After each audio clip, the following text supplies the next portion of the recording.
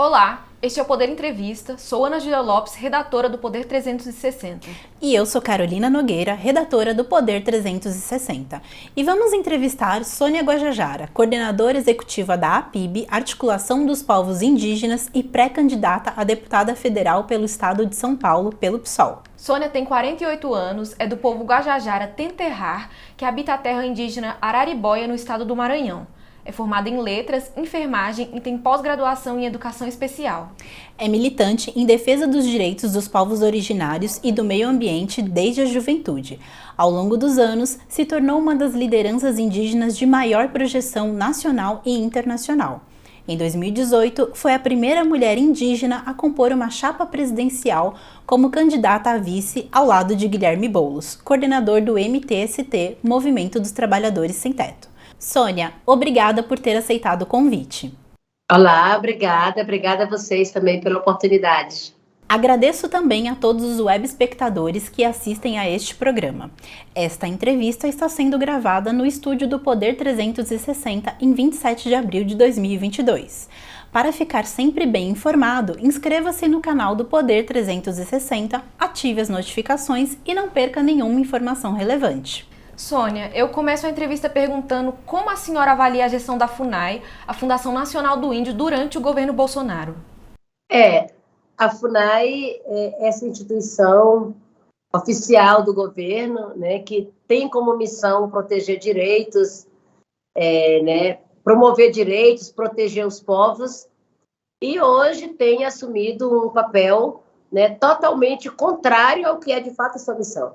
A FUNAI hoje atende exclusivamente aos interesses do governo em detrimento, né, dos direitos dos povos indígenas. E acaba hoje perseguindo lideranças que lutam em defesa dos territórios e que se opõem ao governo.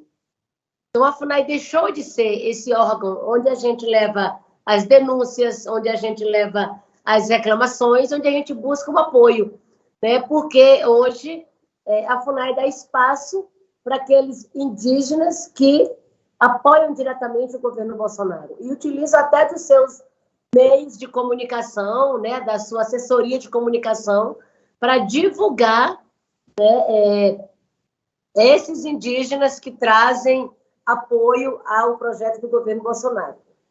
Então, assim, se tornou totalmente distante do que realmente é a luta, do que realmente significa, né, essa luta coletiva em defesa dos direitos indígenas.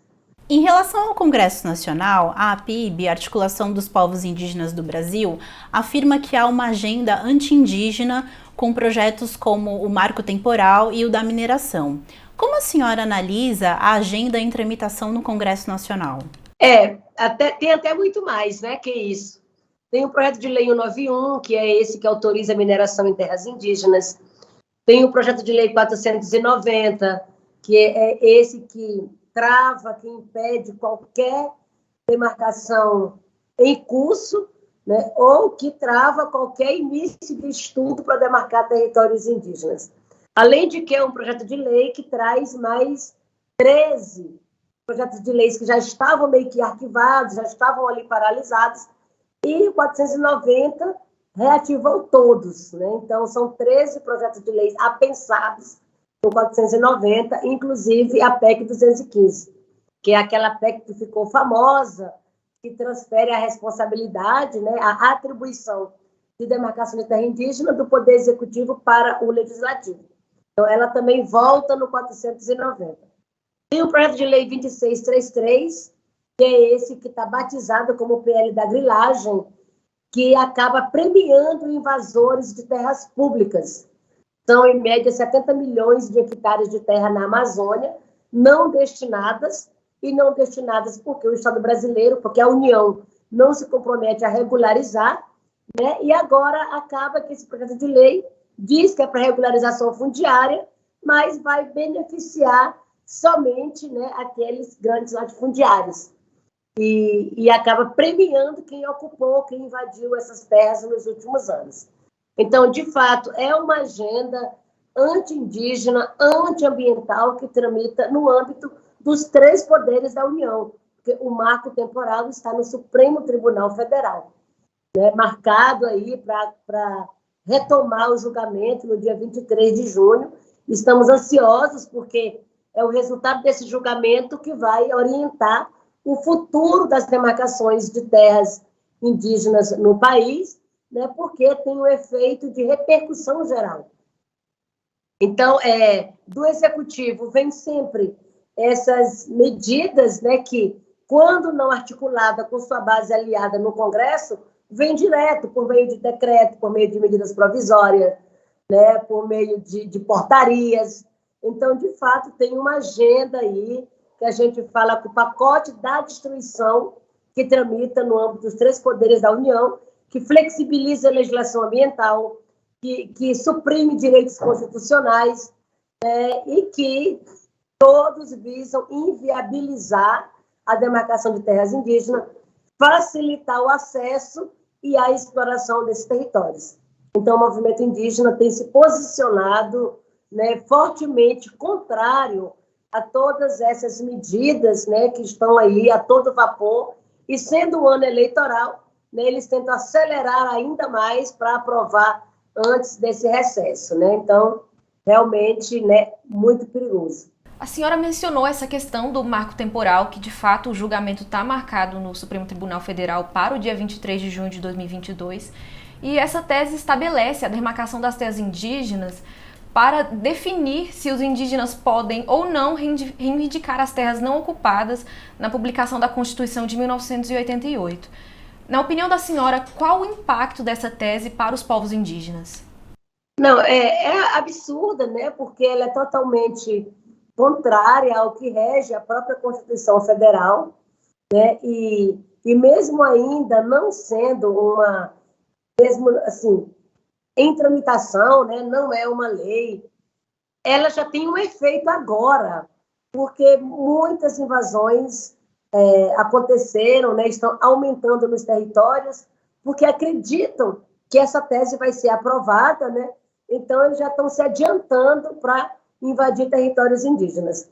Então, se tem esse impacto agora, antes mesmo do julgamento, imagina se for aprovada.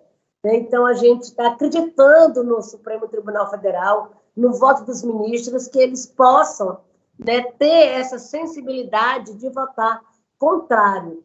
Porque o marco temporal estabelece o 5 de outubro de 88, né, como esse ano base.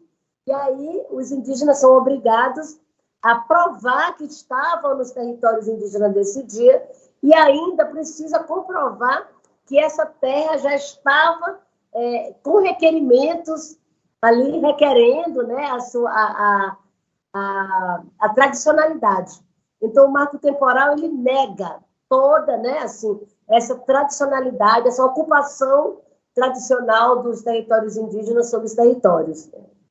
Em abril de 2021, a senhora foi intimada a depor a PF em um inquérito aberto a pedido da FUNAI contra a websérie Maracá da APIB.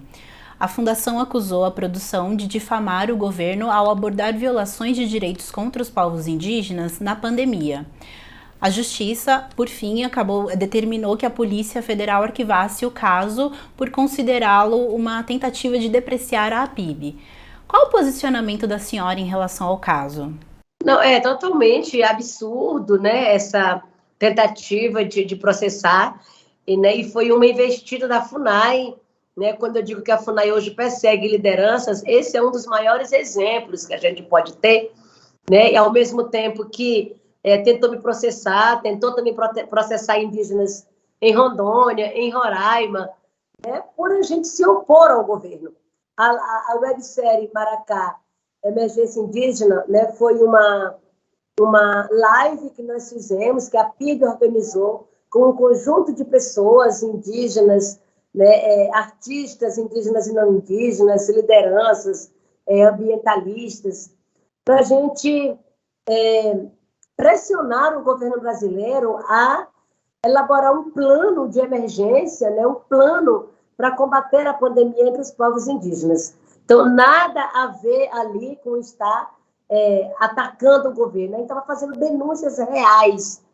Então, a live foi muito grande, né, muito bonita, e a gente resolveu transformar numa websérie de 8 episódios.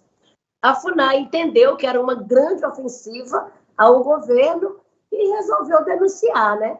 Mas, claro que não tendo nada ali que caracterizasse lesa pátria, como foi o que eles apresentaram, né?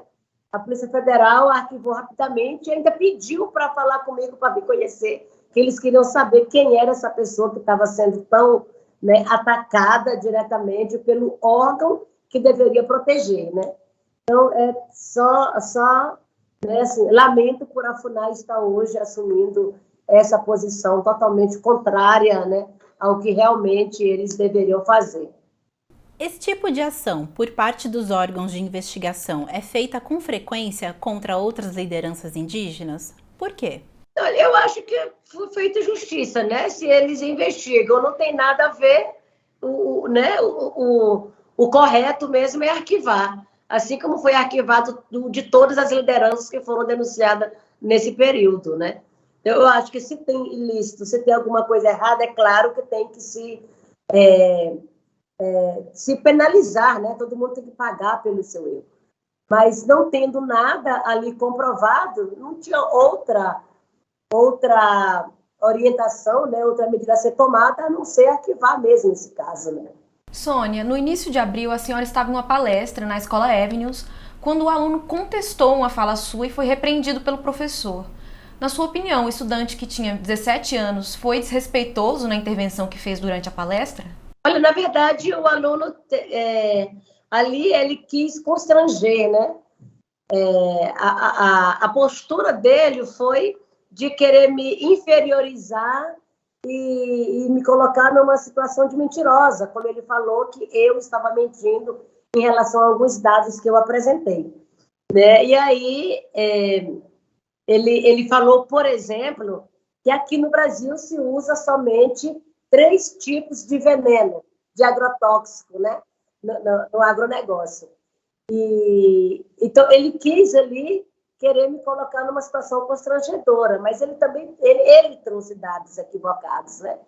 Então, o professor repreendeu por entender essa tentativa dele ali de constrangimento, né? O professor repreendeu e depois eu esclareci o que ele trouxe, eu também esclareci ali com dados, né?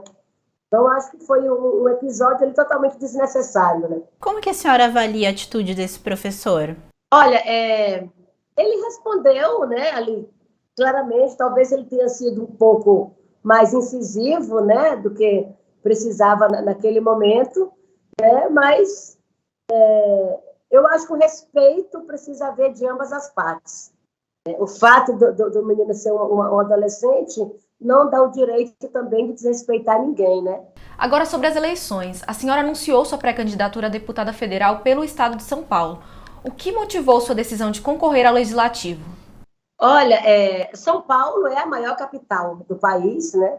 É o maior colégio eleitoral, é uma das cidades que mais tem visibilidade. E aqui em São Paulo eu tenho uma relação, né, grandiosa com o público da universidade, com a juventude, com as mulheres, com os movimentos de São Paulo, né? E São Paulo está precisando mesmo de dar uma amazonizada, né, de dar uma indigenizada na população para trazer mais essa consciência ecológica para a urgência que é proteger o meio ambiente. Então, é trazer a Amazônia para São Paulo, é dar visibilidade para a bancada indígena, para a bancada do COCA que a gente quer eleger esse ano. Então, vim para São Paulo com esse pleito, né, de fortalecer as candidaturas indígenas em todo o país, né? E, afinal de contas, o Brasil é terra indígena, né? E eu sou do Maranhão, mas eu posso, né, ser filha, ser candidata em qualquer estado da Federação Brasileira. Com o atual cenário da política brasileira, qual que é a importância de ter uma bancada indígena na Câmara? Sim, olha, nós temos hoje apenas uma mulher, uma indígena, né? Uma indígena deputada federal no Congresso Nacional. São 513 parlamentares, né? É muito justo que a gente aumente essa bancada. A presença da deputada Joênia Wapichana fez uma grande diferença ali no Congresso Nacional. Ela tem enfrentado grandes batalhas contra o retrocesso dos direitos indígenas, contra o retrocesso dos direitos ambientais. Então, nós entendemos que é importante aumentar essa voz. É importante, né, essa presença indígena para a gente poder ter ali a voz, uma voz em defesa da terra, né, em defesa do meio ambiente. E ninguém melhor do que nós, povos indígenas, para trazer para o centro, né, do debate político, né, para o centro da proteção territorial, né, essa voz, né? Então, nós precisamos de ter ali essa presença legítima para falar em nome do meio ambiente, em nome da terra e em nome dos povos indígenas. Né? Ali, essa agenda anti-indígena que tramita no Congresso Nacional permanentemente, né? Essa agenda antiambiental que tramita, né, igualmente, precisa de ter mais vozes combativas. Então, ninguém melhor, né, do que uma bancada indígena para poder contrapor ou para substituir essa bancada ruralista que só pensa, né, no acesso para a exploração e para a destruição, né, do nosso meio ambiente, enfim, destruição dos nossos direitos, e não destrói só direito, né, destrói vidas. Então, nós queremos, sim, essa voz, essa presença indígena, para a gente diversificar esse congresso, para ter a cara realmente do Brasil. Durante os eventos do acampamento Terra Livre, foram anunciadas várias pré-candidaturas de mulheres indígenas para o Legislativo, como a da senhora e a da Célia Chacriabá. Qual é o objetivo desse movimento e quais as principais pautas a serem defendidas pelas pré-candidaturas? Historicamente, o movimento indígena até se posicionou assim, contrário a essa participação direta indígena nas eleições. Mas nos últimos anos, a gente tem mudado, né, essa posição e nós entendemos que é importante, sim, né, que nós, indígenas, a gente possa ocupar também a política institucional. Porque é exatamente nos partidos, né, na política partidária, que se toma as decisões. Se nós estamos tendo nossos direitos violados, né, e a falta dessa voz indígena, né, tem favorecido isso, então nós temos que estar lá também para dar essa voz no sentido de proteger esses direitos. Então, ali no acampamento Terra Livre, né, foram apresentadas mais de 20 candidaturas de mulheres indígenas, né, até agora assim, estamos em maioria mulheres, mas nós temos mais candidaturas. A PIB fez esse chamado para as candidaturas indígenas, e a AMIGA, que é a Articulação Nacional das Mulheres Indígenas Guerreiras da Ancestralidade, fez esse recorte mulher, né? E para nós é importante, tanto essa presença de indígenas, né, em especial mulheres indígenas. Vamos trabalhar para isso, né? Vamos fortalecer as candidaturas em vários estados, a Célia Chacriabá em Minas Gerais, a Eunice Querechu em Santa Catarina, a Valterena lá no Mato Grosso do Sul, né, a Wanda lá no Amazonas, bom, né, várias outras estaduais também estão aí, né, a Eliane Chinacalo lá no Mato Grosso. Então, nós temos várias outras estaduais também que estamos organizando aí, né, para a gente poder entrar forte nessa disputa em 2022. Em 12 de abril, em ato do acampamento Terra Livre, o ex-presidente Lula disse que, se eleito, pretende criar um ministério para questões indígenas. Na sua avaliação, considerando que já existe a FUNAI, qual que é a importância, né, dessa fala dele? Sim, a FUNAI é um órgão, né, que é vinculado ao Ministério da Justiça. Então, é importante que a gente tenha um ministério, né? Claro, por que não? Tantos ministérios, né, existem aí que têm muito mais força, né, que tem muito mais potencial de articular políticas. Então, é muito viável, sim, que a gente possa ter um Ministério dos Povos Indígenas, né, que a gente possa assumir esse ministério, que a gente possa ter ali vários indígenas compondo, né, essa equipe. Então, para nós é muito, né, muito necessário, né, que realmente esse ministério seja criado. Para além da FUNAI, para além da CESAI, né, importante que a gente possa ter, sim, né? Um ministério todo. E a gente nem quer só o Ministério Indígena, né? A gente quer também ocupar espaços em outros ministérios.